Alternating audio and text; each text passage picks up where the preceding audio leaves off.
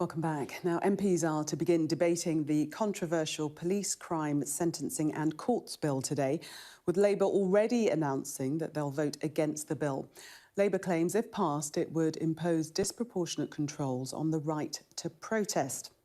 Joining me now to discuss this are Kate Becks, criminal barrister at the Red Line Chambers, and Rosalind Comyn, policy and campaigns manager at the civil liberties organisation Liberty. Welcome to you both. If I can turn to you first of all, Rosalind, just really to get your reaction to the scenes at Clapham Common that we saw on Saturday evening.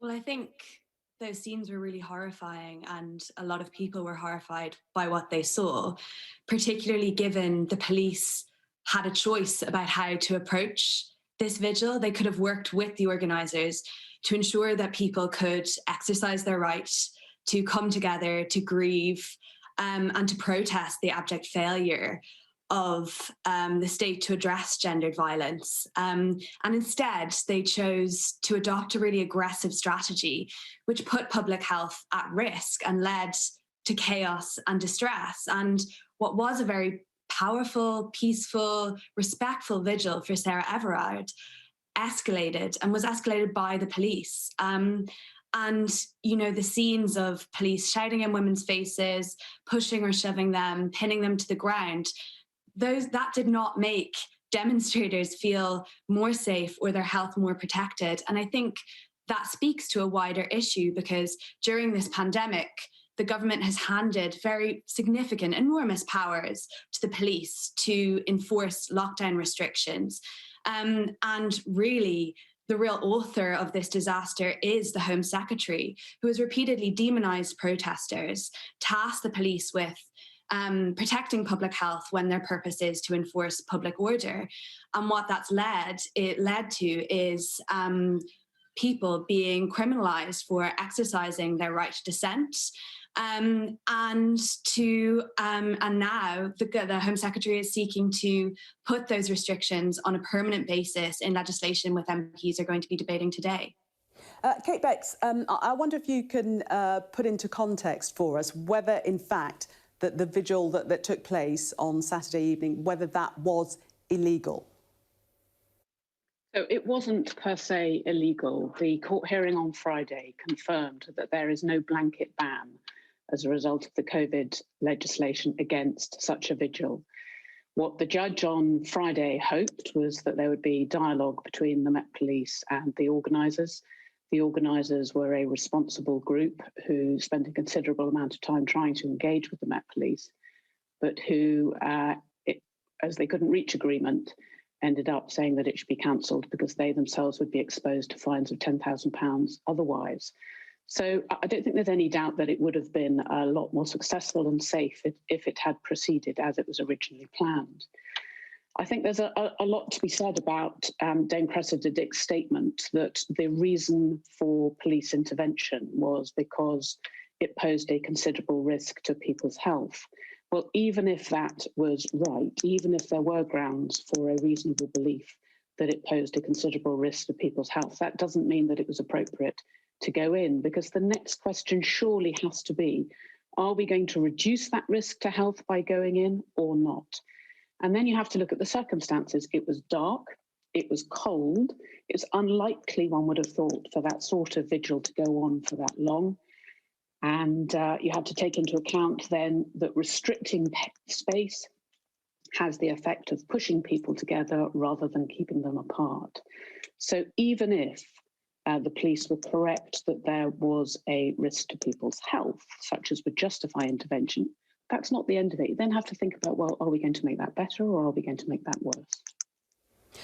We've also heard Cressida Dick saying that officers felt that the gathering had become unlawful, and in that moment in time, they had to act and they had to take that decision on the ground. She made reference to armchair critics not being able to comment because they weren't there and in the moment.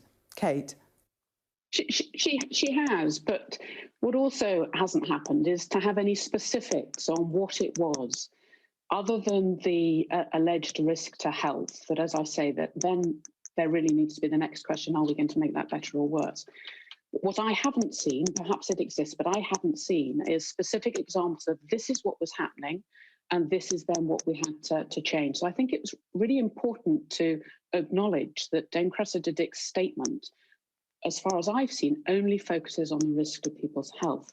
They haven't said, look, there was this damage happening, or somebody else was doing something else that posed a risk to something else. That's not what she said. What she focused on was the risk to people's health, presumably as a result of COVID. So, nobody who chants ACAB or holds a banner with that on it is going to get my support. But that's not the point here. That we are told that it's not all men, and that is plainly correct. But the police then perhaps need to bear in mind that it's not all members of the public and need to ignore that sort of behaviour and just let it run its course, which I suspect on the evidence it probably would have done. Rosalind, how do you think the police could have handled the situation in a better way? The vigil was officially called off and people turned up, and what they're saying is that they're really just interpreting the law that the Home Secretary has actually called upon them to enforce. Well, I think the first thing is that the police should have worked with the organisers better to figure out a way that the protest and the vigil could have been facilitated and could have gone ahead in a way that was safe, whether that's, holding it as it was in an open air space, having social distancing in place, encouraging people to wear masks, working with organisers to ensure that the conditions were there for everyone to exercise their fundamental rights safely. And then on the day of the protest, really the police should have taken steps to enable those women to exercise their fundamental rights, rather than rushing in and escalating a situation and putting their safety and health at risk. That vigil would have continued as a safe space, a respectful space to remember Sarah Everard and protest against violence that women face. Instead, it escalated to the scenes that we saw, which fundamentally undermined people's ability to come together in solidarity and changed what that day was. Just very quickly, because we're running out of time, Kate, I wonder if you could comment on whether you think gathering civil liberties have been infringed by lockdown restrictions. Well, I think they probably have, and that's probably proportionate. But the bill that is being debated today is going to make that 100 times worse. I mean, have no doubt about it, that introducing into the offence of public nuisance a concept that serious harm could now include serious annoyance and serious inconvenience.